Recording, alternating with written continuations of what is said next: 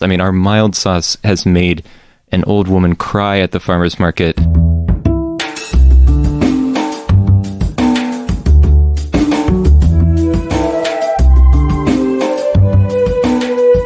This is Champagne is Also a Band podcast. One songwriter, one song. I'm Sven, your host for a journey into the music of Champaign-Urbana. Recorded in the Blue Box studio with a songwriter from the Champaign-Urbana music scene, past or present. Champagne is Also a Band podcast is proud to be a part of the Champagne Showers Podcast Network.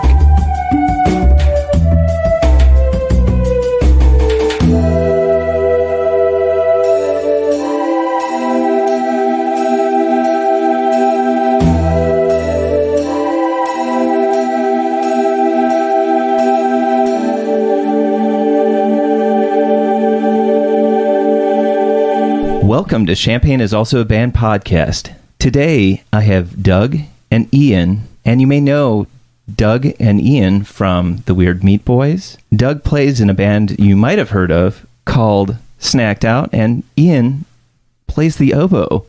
So, Doug and Ian, welcome to the show. Thank you. Yeah, thanks for having us. I do want to clarify that I am a recovering oboist. I'm not so much a current sufferer of the tradition.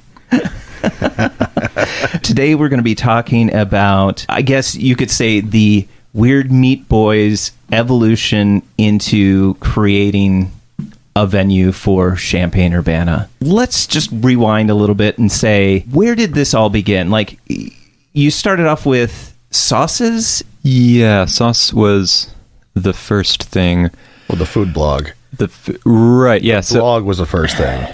That was short-lived. And blogs are terrible. Well, no, it's a lot of work. Blogs are good. Yeah, blogs are a lot of work, it turns out. I guess we met through a UIUC School of Music event, musicology nerds hanging out, and Doug's married to one, and I am one, and so we're hanging out, and one thing led to another that night, and ended up with me and Doug staying up till 3 a.m. listening to Billy Joel, and just, our friendship grew around that music aspect and then cooking and drinking beer. Yeah. Which all go together really well, it turns out. A couple big cooking milestones that got us doing the food blog was I bought a smoker because I had a little yard, and I was like, this seems like something I should do.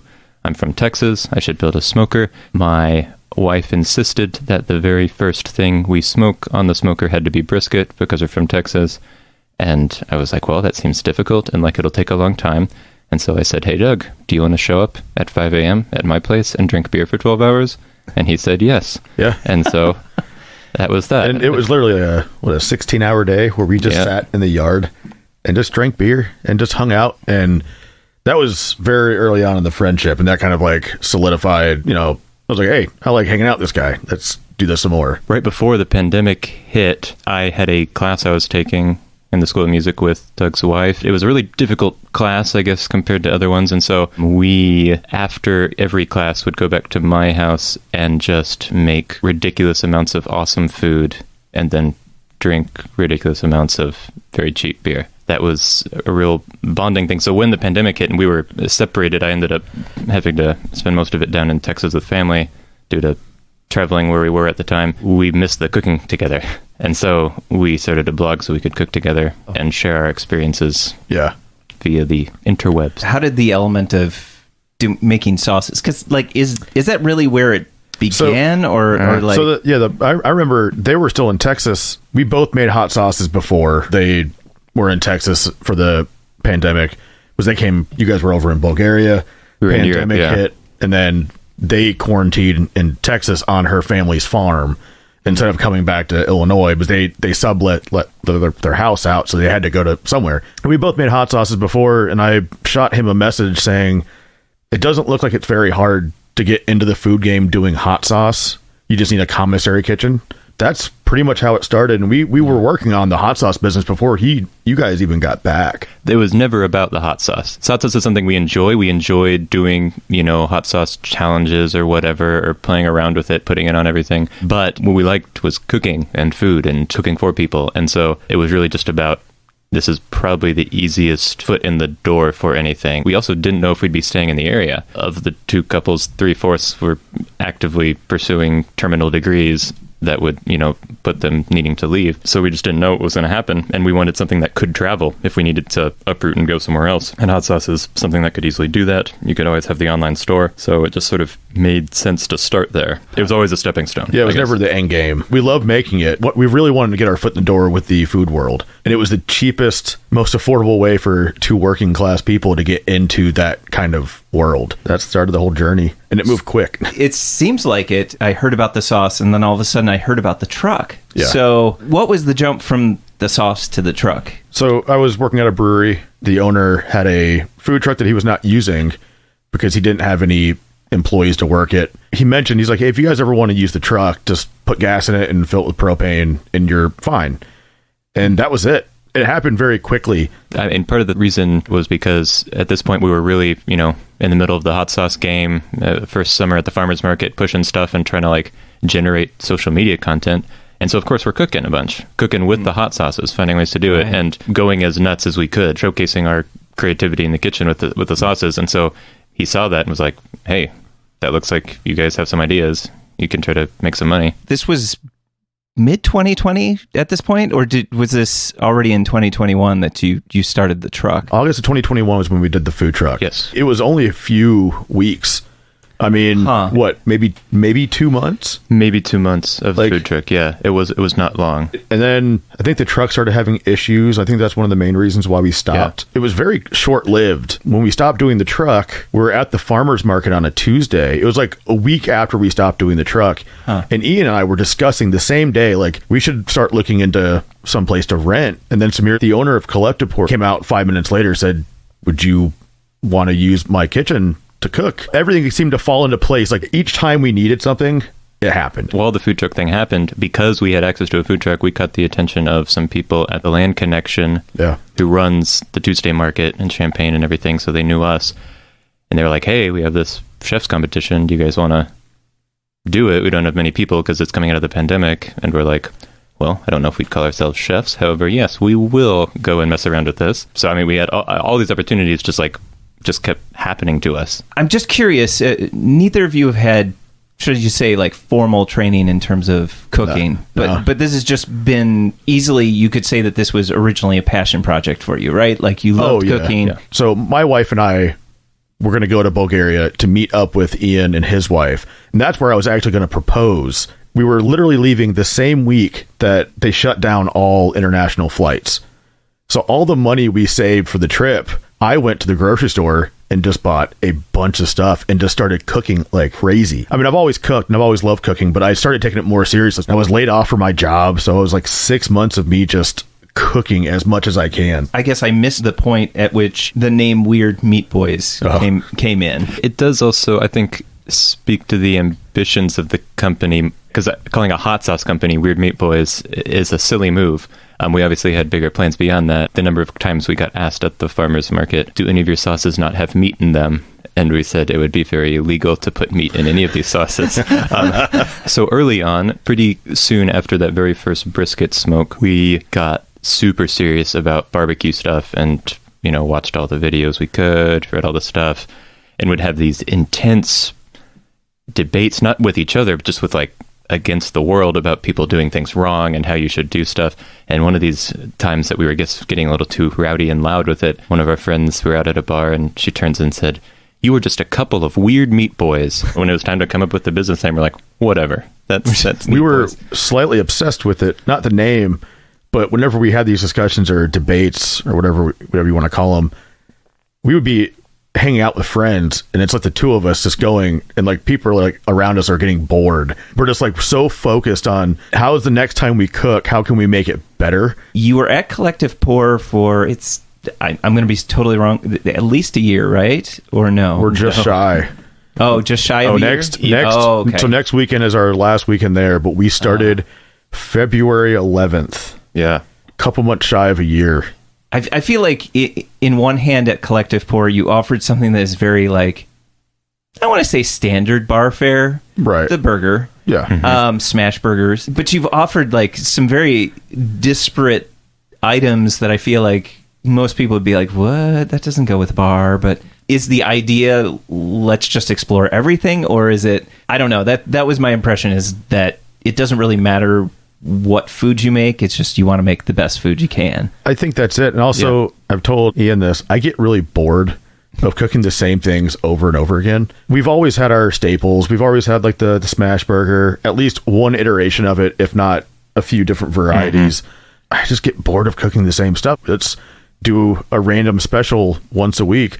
Sometimes we've thrown in 2 to 3 specials in a weekend. Yeah, I think we just want to explore different types of cuisine and cooking styles and trying to stay as true to the traditions as possible with some of it, but also kind of doing our own riff on some things. I wrote out a bio for the last Artisan Cup and Fork competition we did, and I was trying to think of like ways to describe what we're doing, and it said something like we value traditional techniques and innovative flavors or something like this, but like, I mean, because it's about making the pasta by hand and like looking at why it works that way, why it's better when the Italian grandma makes it that way, or why it's better when actual cuts of pasta are done a certain way or made with a certain type of flour. That just makes a better product and also tells a more interesting story, and I think can get people thinking about the world hopefully in a different way. I mean, to not get too quixotic about the whole thing, but like I think that like really it matters and can have a real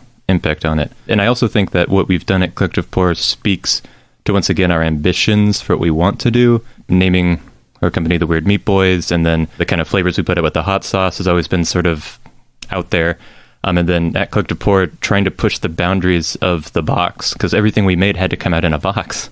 Yeah. And so it's like, what do you do with that? And some things that we tried failed dramatically, and we weren't able to do a lot of the stuff that we thought we would, because it's just not gonna work coming out of a box, and people aren't gonna pay for certain things. But we kind of threw everything we had at it for a while and saw what stuck and what we could work with. And all just to say that like you haven't seen nothing, because with the new place, if we're able to not be constrained by things like that, it's just everything's on the table now. Doug, you started working with the Brass Rail, and which up until, I don't know, several months ago, I would not have been like, okay, that's a venue space. You never thought about that being a venue. Yeah. Honestly, watching that happen just reminds me of that it's the bar owner's decision as to whether something can be a venue or not, right? So it's whether they're willing to make that move, to make it available, to make it, I want to say like their regular business interrupted, I don't know, or to have music. And it just reminds me that, I mean, if owners were more willing to create space, it's one of those things, it's like anything can be a space, as long as fire code's permitted, I guess. Right. Yeah. I mean, I've been booking at the Rail for almost a year now. I went to a show that I think I saw the Dry Look. It was my first show pre-pandemic. It was like in February, and then March happened, and then pandemic happened. I think they went a while without doing shows, and I randomly walked in one night and there was like 2 acoustic acts playing, and I talked to bar manager Wink, and I was like, do you mind if I book bands? He's like, yeah, go ahead. What's my cutoff here? Like, how much can I do? He's like, as many as you want. Dangerous words for Doug. The first show I was going to book was only going to be a few bands, and then he's like, how about we just take the whole day and do a festival? So my first show was Rail Fest, and we had 11 bands play in the Brass Rail on a single day, and we did bring 2 out-of-town bands for it, but it was all mostly trying to focus on the local DIY scene. Any show I book, I try to throw a local band on it, because that's the reason why I'm doing it, is because I like seeing local bands, and there's not really a lot of good places for them to play. I mean, obviously you have the Rose Bowl, which does a great job of doing local shows, but I live in Champaign, and like I love the Brass Rail, and I love helping them out, and they love having shows. We just had a show last night. I mean, my band was supposed to play, but we had to drop off for scheduling reasons, but I mean, it was a great show last night. It's a fun scene, and I'm new to the Champaign-Urbana area. I've only been here for about 5 years, but it's a huge community, and there's a lot of people that want other places to play. It's like, you don't want to keep playing the same places over and over again, so it's been fun. When did the concept of the space come about? Did you lease Marianne's first, or did the idea of the space where you would incorporate the sauce, the music, the food? I would say conceptually the idea of having our own space, once again, is like sort of potentially always there, something we'd be interested in. We thought it would be further down the line, but this last summer it became very apparent that we needed to think really hard about our timeline with stuff. What it came down to was we're serving food from the back of a bar that you can only order online. We don't have signage. We're going to bury it in this thing. We're only doing 3 days a week. We're making all this sauce. We can only sell at the farmer's market. You can get it online, but we're not able to have like a physical store location. And then Doug is booking all these shows, and we're buying PA equipment so that we can book better bands, and so they feel better when they come through. And so we have all this stuff and these ways of making money, and we're making a bunch of other people a lot of money. And they're like, what if we could have tighter control over all of this stuff? So it just became a more concrete thing of like, we need to be thinking quicker than we thought. It's not going to be a few years from now. It's going to be like, if something's going to happen, it should happen soon, because we're stretching ourselves very thin, time-wise, financially, everything, trying to like make all these aspects work. Mary Ann's is right around the corner from Collective Pour, so we got the chance to see it every day going into work at Collective Pour. And I want to say Doug was the first to say, it would be a cool spot, and once he named it, it was like, that would be. I mean, we were going to Black Dog for lunch, and on the way back, I just stopped. This is like at least 2 months before we signed the lease. I mean, it happened very quick. We spent weeks going over financial plans to make sure everything works, all that stuff. But like, I took a photo of the real estate sign, and Ian's like, "What are you doing?" I'm like, "I don't know. Just kind of want to reach out to this guy and see if it's available, or like how much they're asking and what's the deal." Yeah. It happened so fast, and it seems like it's still happening very fast, and it doesn't seem real. Well, I don't think it was a rash decision. I hope not. No, well, I mean, I don't think there's ever going to be a right time. I think if you wait to the right time, things won't work out. I mean, so much was just right about this particular space. I think that the two things that sort of came together for us was, here is a spot centrally located with a working hood and bathrooms. Like, that's fantastic. Like, the huge biggest expense. That's just like off our plate now. Yeah, those are the biggest things that you get in trouble to when you start a restaurant, is these things. And we heard through the real estate agent that the ownership was like, we want someone in here now. And so all of a sudden that lit a fire where we're like, if we don't jump on this, someone else will. And at that point, Champaign-Urbana isn't the biggest place in the world, so we have a general sense for like what's open, what's not open, and unless our restaurant would just happen to randomly go out of business at the perfect time and we could take over, we were just weren't going to have a better deal. That was kind of it. So I saw online in late October that you had started a Kickstarter. I think Kickstarter tends to be more about creating a community and then support through that community, rather than just like, we need money. Right. Otherwise, you would have just sought out capital investors, that kind of thing. Right. People that would have joined in just as silent partners, whatever. Tell me a little bit about that decision to make it a Kickstarter. Every step of the business has had some form of this. When we launched the hot sauce company, we started with a Kickstarter, asked for a very low amount, and just got a couple thousand to, buy the first round of bottles, kind of thing. Then we're good from there. And then when we got into Collective Pour, we talked with Kayla from Firedoll, and she recommended going through this organization called Kiva, which does these interest-free loans to small businesses that they raise through micro donations. Basically, it's a really cool platform. And so we got an interest-free loan from them that we're paying back at very agreeable terms and everything. And so this time we wanted to do something similar, just because we loved the energy that those things bring of gathering people together. I guess it fulfills a sort of marketing thing in a way. You kind of get to advertise some stuff. And what's cool about Kickstarter, it's not donations, it's not free money. Everything that you give, you get something. It's really like future sales in a fun way. And so we had this opportunity to kind of give people a sampling of what we were going to be doing.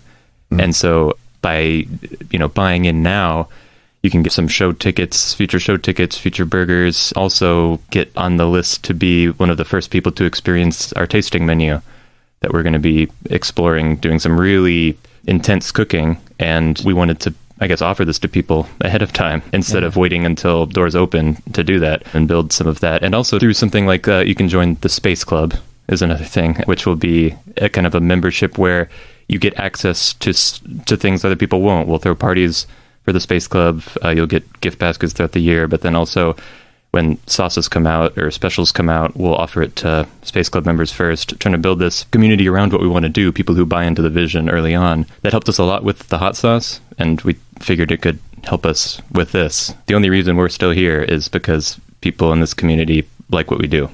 That's it. Yeah.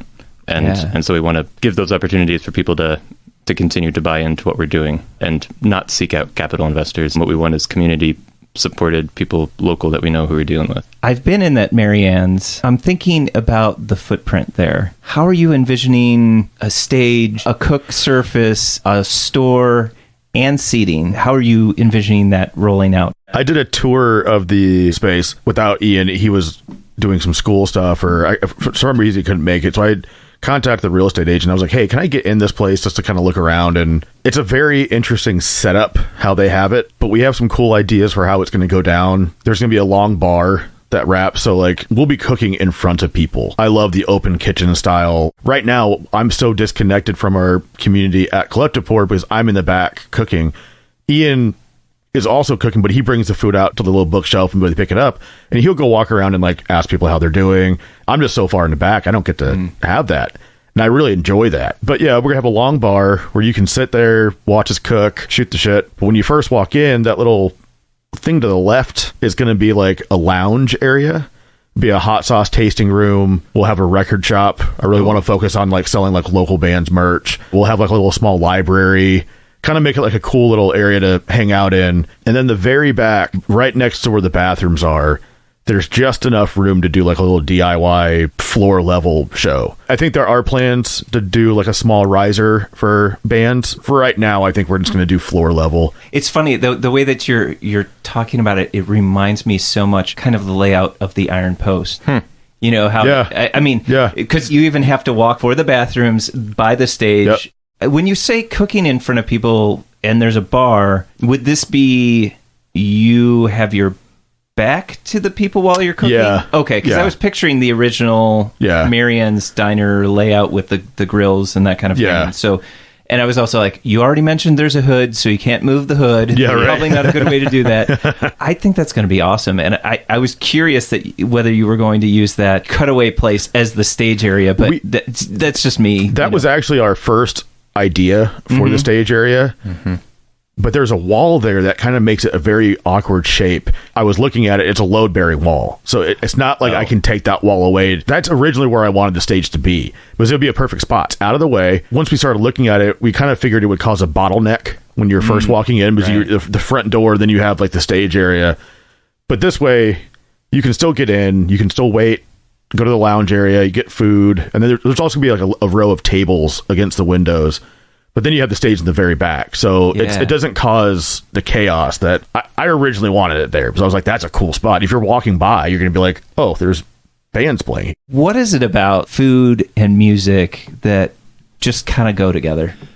Food and music. I study music like academically. That's a thing like I do, like music of different cultures. And I think there's been a lot of interesting correlation when moving to the food world, because food and music deal with a lot of similar values like authenticity, cultural meaning, cultural appropriation. These sorts of things come up in both of these worlds very easily. I could essentially tease out entire philosophical systems from just like thinking about the concept of food or the concept of music and how these things work, and how we've inherited these concepts from our histories of colonialism and violence, and how we categorize the world in certain ways. What else is similar about them, I guess, is this element of joy and desire. I think that both of them are things that people want for reasons of experiencing joy. And that's, I think, very powerful. And that's why you have these things that I think there's a different conversation to be had about if, is the concept of music a universal or is the concept of food a universal? I think the answer to both is no. However, if you want to use those categories to analyze things, you could say that every culture in the world has these things. We have to eat, and music has provided any number of sort of social or whatever cultural function, and together they also just seem to go together in a lot of cultural traditions and a lot of ways of being in the world. It would be kind of weird for them to not go together at all. I mean, when you're eating, you're always listening, you're not turning off your ears. And when you're going to go hear something, unless it's going to be a very short amount of time, you probably want to eat during it or something like that. I mean, so these things just kind of naturally can go together. And together bringing all of this desire for joy, I think, ends up being kind of cool. I mean, and obviously very community building with that. Yeah, I think reiterating what you said, it's joy. I've been playing music for a long time. My dad was an amazing cook. My mother is an amazing cook. My grandparents were amazing cooks. And it just brings me so much happiness to be able to serve people food that I really enjoy cooking. It's the same thing with music. A lot of the bands that I book and bring into town, a lot of people don't really know about them because I don't know, Champaign's got a weird scene. Not a weird scene. I don't want to say that in a bad way. Like the stuff I like listening to, like the bands that were last night, they're all punk bands. I like bringing new stuff to town. And I also like supporting the community because the community has been so supportive of us and also supportive of me by being an outsider that wanted to get into the booking game and no one really knowing who I am. Remember the first couple of shows I booked, bar manager of the Brass Rail would come up to me and say, "Hey, just letting you know, people are asking about you because they don't know who you are and they're kind of worried about playing a show for someone. Where's this guy coming from?" I'm just trying to do something cool. Like I do it for honestly kind of purely selfish reasons because I want to see music at the Brass Rail, so I book the shows. Yeah, I think Doug says he has to like listen and watch to every band he books pretty close because he only wants to book things he would like. If it's something you enjoy, it's like you can be the most critical of those bands that you're going to end up booking, right? So, I mean, and we are going to be open with our booking. It's not going to be just like punk and metal and hardcore. I'll book anybody, but we are focusing on independent or small independent label original music. There's nothing wrong with cover bands. I actually enjoy watching a cover set every once in a while, but I really want to dive into original music and try to support the community as much as possible. Once the space opens, describe the business hours. Like, it seems like if you're going to have a band come in and operate as a venue, there would be like ticket sales for that. On a normal operating basis, you'd be open for maybe lunch or dinner or, I'm just trying to get a picture of what that will look like in terms of regularity of shows and normal operations, so to speak.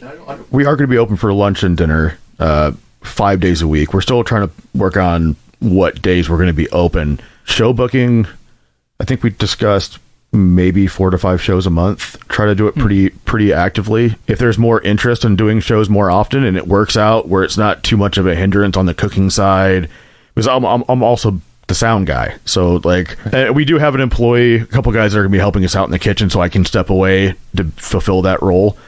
But at the same time, I don't want to like abandon my duties as that's the main reason why we're there is the food. I mean, the music, I wouldn't say is second, but the food is what's going to keep people coming back. I think there are some questions that will be answered only once we start about how many shows will happen, because obviously we're still in the phase of turning in architect drawings and things. Nothing is built yet. And once we get things built and are able to kind of see the infrastructure in place and see how easy it is to convert from dining room to show venue, that'll all just kind of depend, because if it's a big hassle to transfer from cooking to the show thing, maybe we're not going to do 3 shows a week. But heck, if it ends up not being that big a deal and we find the right systems in place where we can be, serving at least some form of the menu at the same time that shows are happening and we can make that all work, then like, why the hell not? Like, I mean, we'll definitely do it. And I think that during the day, the plan right now, at least, is that lunch will be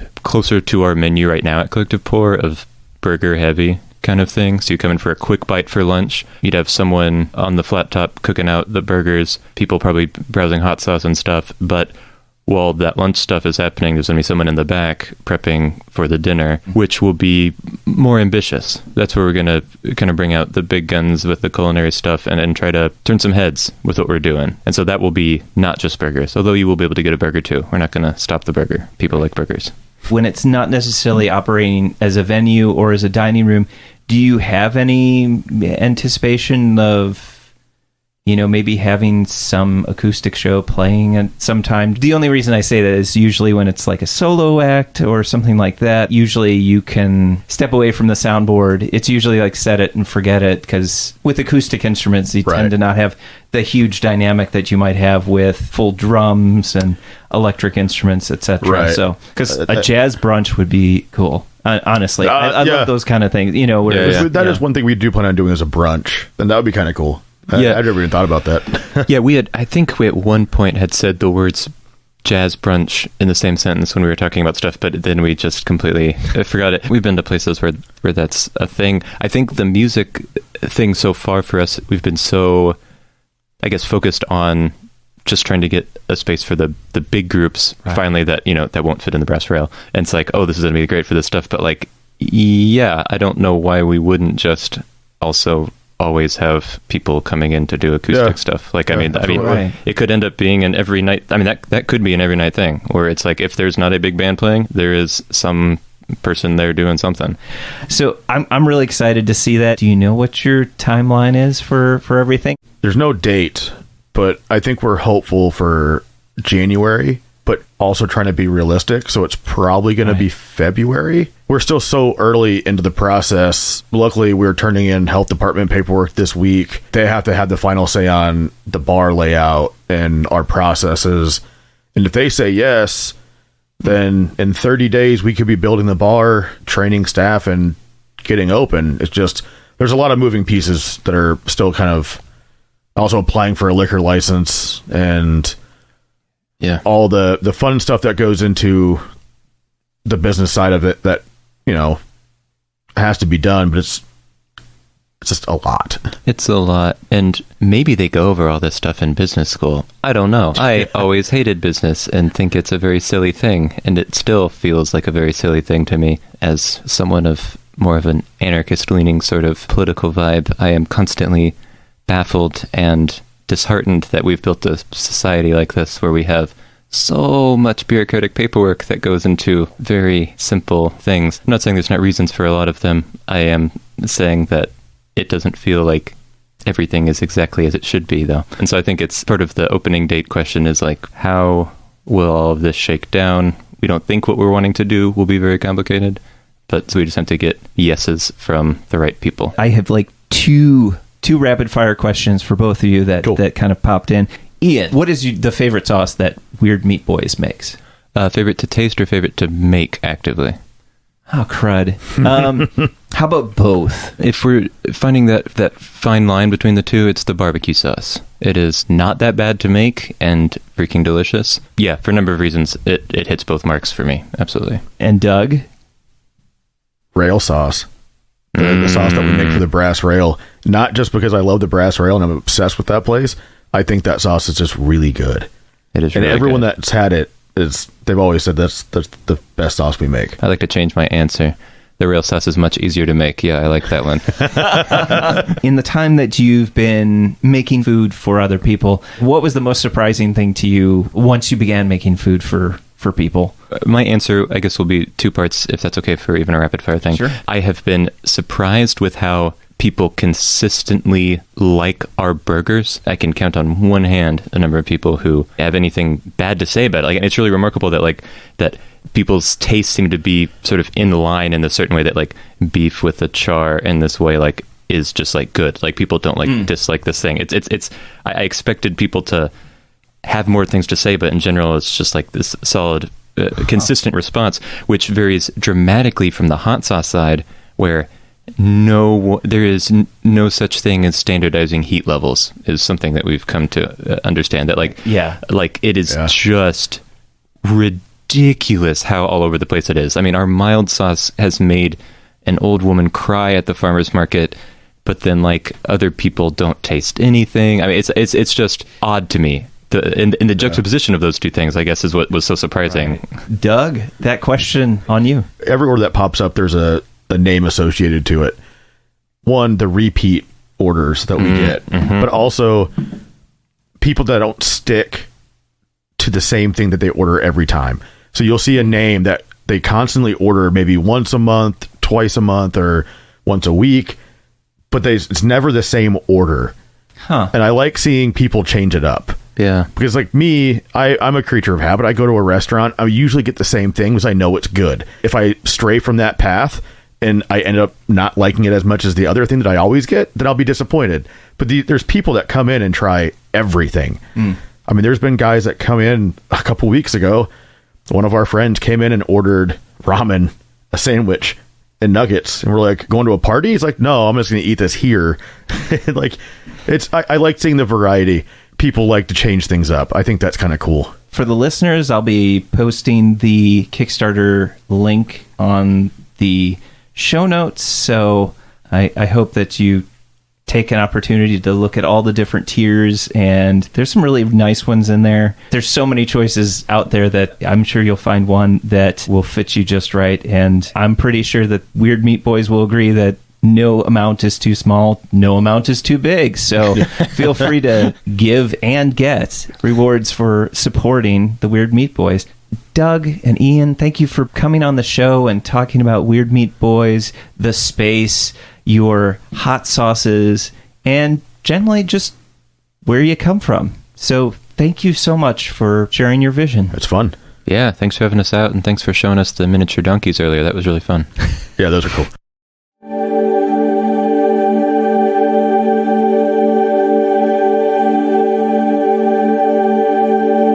Thank you for listening to Champagne is Also a Band podcast. This is Doug. And this is Ian of the Weird Meat Boys and soon The Space, reminding you, great music is out there. Go find it where you live.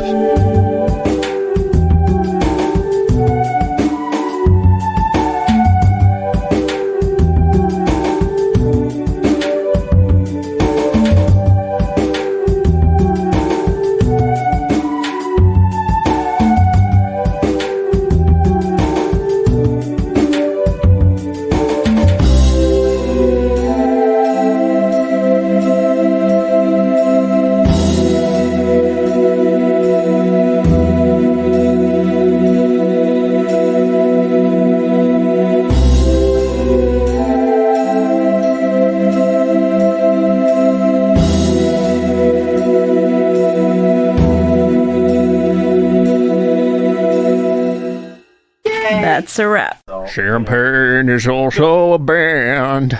You almost have an NPR voice. It's so good. Studio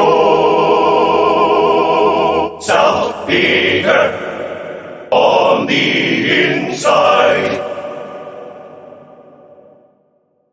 Bread bowls, is that what you're saying? Bread bowls. No. Yeah, exclusively a bread bowl concept. It's But I ordered a burger. Shut up and eat your bread bowl.